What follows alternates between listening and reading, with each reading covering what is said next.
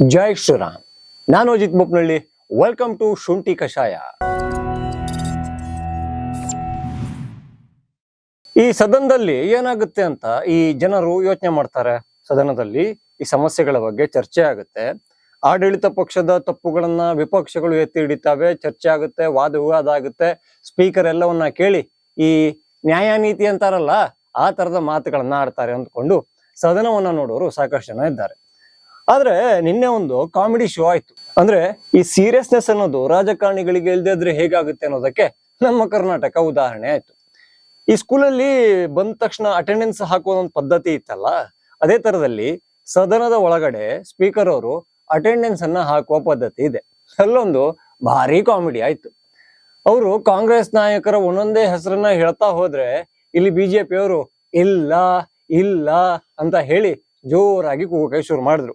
ಅದರಿಂದ ರೊಚ್ಚಿಗಿದ್ದ ಸ್ಪೀಕರ್ ನಮ್ಗೆ ಕಾಣ್ತಾ ಇಲ್ವಾ, ನಾವು ಇಲ್ಲ ಅನ್ನೋದು ನಂಗೆ ಗೊತ್ತಾಗಲ್ವಾ ಅಂತ ವಾಪಸ್ ಮಾತಾಡಿದ್ರು. ಜನಪರವಾದ ಚರ್ಚೆಗಳನ್ನ ಮಾಡಬೇಕಾಗಿದ್ದ ಸದನದಲ್ಲಿ ಈ ಜನಪ್ರತಿನಿಧಿಗಳೇ ಇಲ್ಲ. ಹಾಗಾದ್ರೆ ಕಾಂಗ್ರೆಸ್ ಅವರೆಲ್ಲ ಎಲ್ಲಿಗೆ ಹೋಗಿದ್ರು? ಯಾಕೆ ಅಷ್ಟೊತ್ತಾದ್ರೂ ಸದನಕ್ಕೆ ಬಂದಿರ್ಲಿಲ್ಲ? ಅಷ್ಟೊಂದು ದೊಡ್ಡ ಮಟ್ಟದಲ್ಲಿ ಗೈರು ಹಾಜರಿ ಯಾಕಾಗಿತ್ತು? ಈ ಪ್ರಶ್ನೆ ಬರೋದಿಲ್ವಾ? ಖಂಡಿತ ಬರುತ್ತೆ. ಸೊ ಅವರೆಲ್ಲ ಎಲ್ಲಿಗೆ ಹೋಗಿದ್ರು ಅಂತ ಕೇಳಿದ್ರೆ ಪ್ರತಿಭಟನೆಗೆ ಹೋಗಿದ್ರು. ಇಲ್ಲಿಗೆ ಈ ಫ್ರೀಡಂ ಪಾರ್ಕ್ ಹತ್ರ ಎಲ್ಲ ಹೋದಂಗೆ ನೆನಪು. ನಮ್ಮ ಕಾಂಗ್ರೆಸ್ ಅವರಿಗೆ ಈಗ ಪ್ರತಿಭಟನೆ ಮಾಡಬೇಕು. ಯಾರ ವಿರುದ್ಧ? ಕೇಂದ್ರ ಸರ್ಕಾರದ ವಿರುದ್ಧ, ನರೇಂದ್ರ ಮೋದಿ ಅವರ ವಿರುದ್ಧ. ಯಾಕಾಗಿ?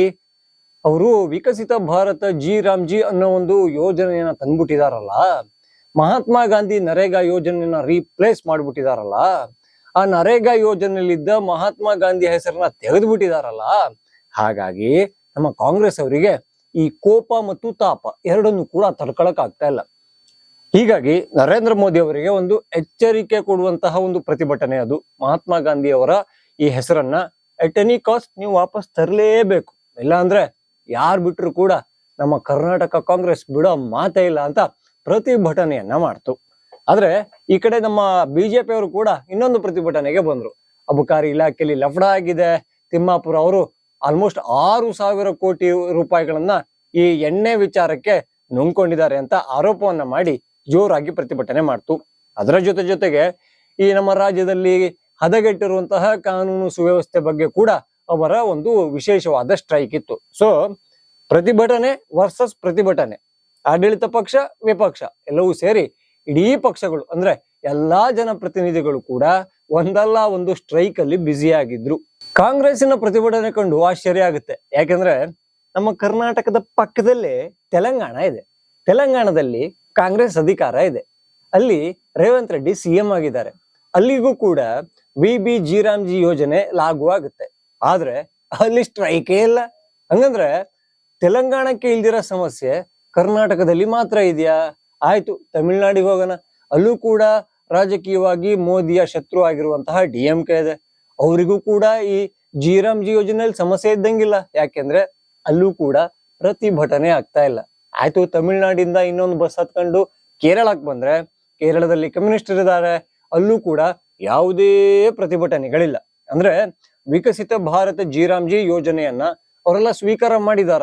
ಮೋಸ್ಟ್ಲಿ ಅವರು ಆ ಯೋಜನೆಯನ್ನ ಡೀಟೇಲ್ ಆಗಿ ನೋಡಿದ್ದಾರೆ. ಈ ಮಹಾತ್ಮ ಗಾಂಧಿ ನರೇಗಾ ಯೋಜನೆಗೆ ಕಂಪೇರ್ ಮಾಡಿದ್ದಾರೆ. ಯಾವುದು ಬೆಸ್ಟ್ ಅಂತ ಅರ್ಥ ಮಾಡ್ಕೊಂಡಿದ್ದಾರೆ. ನಮ್ಮ ಕರ್ನಾಟಕದ ಕಾಂಗ್ರೆಸ್ಸಿಗೆ ಅದು ಅರ್ಥವೇ ಆಗಿಲ್ವಾ ಅಥವಾ ಓದಿಯೇ ಇಲ್ವಾ? ಅರ್ಥವಾಗಿದ್ರು ಕೂಡ ಈ ಗಾಂಧಿ ಫ್ಯಾಮಿಲಿಗೆ ಖುಷಿ ಪಡಿಸ್ಬೇಕು ಅಂತ ಇಲ್ಲಿ ಹೋರಾಟಗಳನ್ನ ಮಾಡ್ತಾ ಇದ್ದಾರ? ಇದೊಂದು ಆಲೋಚನೆ ಬಂದೇ ಬರುತ್ತೆ. ಇದನ್ನೆಲ್ಲ ನೋಡಿದ್ಮೇಲೆ, ಪ್ರತಿಭಟನೆ ಮಾಡಿದ್ಮೇಲೆ, ಲೋಕಭವನಕ್ಕೆ ಹೋದ್ಮೇಲೆ, ಹಾಗೆ ರಾಜ್ಯಪಾಲರಿಗೆ ಮನವಿಯನ್ನ ಕೊಟ್ಟ ಮೇಲೆ ನಮ್ಮ ಕಾಂಗ್ರೆಸ್ ಅವ್ರು ಏನಾದ್ರು ಮಾತಾಡ್ಲೇಬೇಕಲ್ಲ. ಈ ಮೈಕು ಕ್ಯಾಮ್ರಾ ಬಂದಾಗ ಏನಾದ್ರು ಪ್ರತಿಕ್ರಿಯೆ ಕೊಡ್ಬೇಕಲ್ಲ. DK ಶಿವಕುಮಾರ್ ಅವರು ಬಂದ್ಮೇಲೆ ಹೇಳಿದ್ರು, ಇಲ್ಲ ಎಲ್ಲಾ ಗ್ರಾಮಗಳಿಗೂ ನಾವು ಗಾಂಧಿ ಹೆಸರನ್ನ ಇಟ್ಬಿಡ್ತೀವಿ, ಎಲ್ಲಾ ಗ್ರಾಮ ಪಂಚಾಯತಿ ಇನ್ ಮುಂದೆ ಮಹಾತ್ಮ ಗಾಂಧಿ ಗ್ರಾಮ ಪಂಚಾಯತಿ ಅಂತ ಹೇಳಿದ್ರು. ಇದನ್ನೇ ಪುನರುಚ್ಚಾರ ಮಾಡಿದ CM ಸಿದ್ದರಾಮಯ್ಯನವರು ಕೂಡ ಎಲ್ಲಾ ಗ್ರಾಮ ಪಂಚಾಯತಿಗಳು ಇನ್ನು ಮಹಾತ್ಮ ಗಾಂಧಿ ಹೆಸರಲ್ಲಿ ಇರುತ್ತೆ, ಎಲ್ಲಾ ಗ್ರಾಮಗಳು ಕೂಡ ಗಾಂಧಿ ಗ್ರಾಮ ಅಂತ ಹೇಳಿದ್ರು. ಇದನ್ನ ಕೇಳಿದಾಗ ನನಗೊಂದು ಆಲೋಚನೆ ಬಂತು.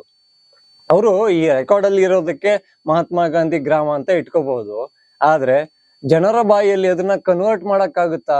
ತುಂಬಾ ಕಷ್ಟ ಆಗುತ್ತೆ. ಅದು ಹೆಂಗಾಗುತ್ತೆ ಅಂದ್ರೆ, ಉದಾಹರಣೆ ಕೊಡ್ಬೇಕು ಅಂದ್ರೆ, ಈಗ ಬೆಂಗಳೂರಿನ ಹೃದಯ ಭಾಗ ಅಂತ ಕರೆದ್ರೆ ಅಥವಾ ಯಾವುದೇ ಊರಿಂದ ಮೊದಲು ಬರೋದು ಮೆಜೆಸ್ಟಿಕ್ಗೆ ಆಲ್ಮೋಸ್ಟ್ ಅಲ್ವಾ. ಇದೇ ಮೆಜೆಸ್ಟಿಕ್ಗೆ ನಾಡಪ್ರಭು ಕೆಂಪೇಗೌಡ ಬಸ್ ನಿಲ್ದಾಣ ಅಂತ ಹೆಸರಿದೆ.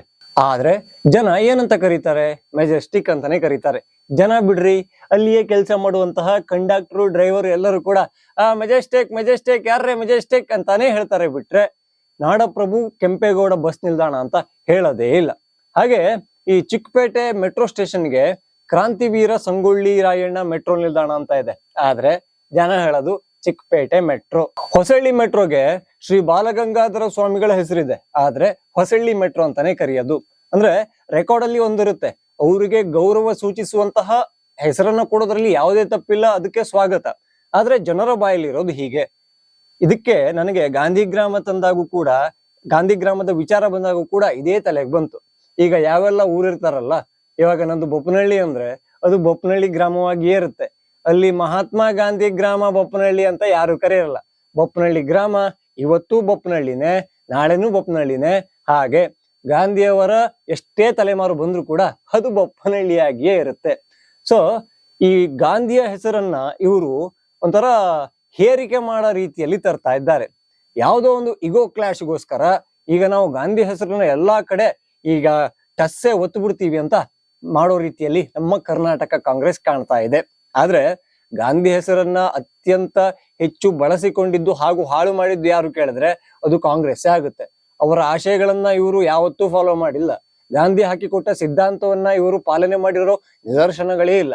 ಆದ್ರೆ ಈಗ ರಾಜಕೀಯ ಮಾಡ್ಬೇಕಲ್ಲ, ಮೋದಿ ಸರ್ಕಾರದ ವಿರುದ್ಧ ಗಂಟ್ಲು ಹರ್ಕೋಬೇಕಲ್ಲ, ಹೀಗಾಗಿ ಏನ್ ಮಾಡ್ತಾ ಇದ್ದಾರೆ, ನಮ್ಮ ಗಾಂಧೀಜಿ ಹೆಸರನ್ನ ಎಲ್ಲಾ ಗ್ರಾಮಗಳಿಗೂ ಇಟ್ಬಿಡ್ತೀವಿ ಅಂತ ಈ ಹೇರಿಕೆಯನ್ನ ಮಾಡ್ತಾ ಇದ್ದಾರೆ. ಈ ಹೇರಿಕೆಯನ್ನ ಜನ ಸ್ವೀಕಾರ ಮಾಡ್ತಾರೋ ರಿಜೆಕ್ಟ್ ಮಾಡ್ತಾರೋ, ಆದ್ರೆ ಯಾವ ಗ್ರಾಮ ಕೂಡ ಗಾಂಧಿ ಗ್ರಾಮ ಆಗೋಕೆ ಸಾಧ್ಯವೇ ಇಲ್ಲ. ಗಾಂಧಿ ಆಶಯವನ್ನೇ ಪಾಲನೆ ಮಾಡ್ಬೇಕಿತ್ತು ಅಂದ್ರೆ ಗಾಂಧಿ ಅವರು ಒಂದು ಹಂತದಲ್ಲಿ ಕಾಂಗ್ರೆಸ್ ಡಿಸಾಲ್ವ್ ಆಗ್ಬೇಕು ಅಂತಾನೂ ಹೇಳಿದ್ರು. ಅದು ಪಾಲನೆ ಆಯ್ತಾ? ಇಲ್ಲ. ಧರ್ಮದ ಆಧಾರದಲ್ಲಿ ಭಾರತವನ್ನ ಒಡೆಯಲಾಯಿತು, ಪಾಕಿಸ್ತಾನ ಅನ್ನೋ ಸಪರೇಟ್ ಜಾಗವನ್ನ ಮುಸ್ಲಿಮರಿಗೆ ಕೊಡಲಾಯಿತು.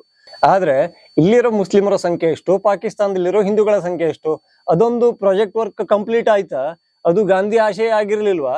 ಹಾಗಾದ್ರೆ ಕಾಂಗ್ರೆಸ್ ಅದರ ವಿರುದ್ಧ ಹೋರಾಡಬೇಕಲ್ಲ. ಈ ಪಾಕಿಸ್ತಾನಕ್ಕೆ ಅಂತ ಸಪರೇಟ್ ಜಾಗ ಕೊಟ್ಟಿದೀವಿ ಅಂತ ಹೇಳ್ಬೇಕಲ್ಲ. ಹೇಳುತ್ತಾ? ಖಂಡಿತ ಇಲ್ಲ. ಹಪ್ಪಿ ತಪ್ಪಿ ಕನಸಲ್ಲೂ ಕೂಡ ಕನವರಿಕೆ ಬರೋಕೆ ಸಾಧ್ಯವೇ ಇಲ್ಲ. ಸೊ ಇವರಿಗೆ ಗಾಂಧೀಜಿ ಬೇಕು. ಯಾಕಾಗಿ? ರಾಜಕೀಯಕ್ಕಾಗಿ, ಐಡೆಂಟಿಟಿಗಾಗಿ ಹಾಗೂ ಅಸ್ತಿತ್ವಕ್ಕಾಗಿ. ನೀವೇನ್ ಹೇಳ್ತೀರಾ? ಇನ್ನು ಯಾರೆಲ್ಲ ಇನ್ಸೈಡ್ ಟ್ರಸ್ಟ್ ಚಾನಲ್ ಅನ್ನ ಸಬ್ಸ್ಕ್ರೈಬ್ ಆಗಿಲ್ವೋ ಈ ಕೂಡಲೇ ಆಗಿ, ಹಾಗೆ ಎಲ್ಲ ವಿಡಿಯೋಗಳಿಗಾಗಿ ಬೆಲ್ ಐಕಾನ್ ಅನ್ನ ಒತ್ತಿ.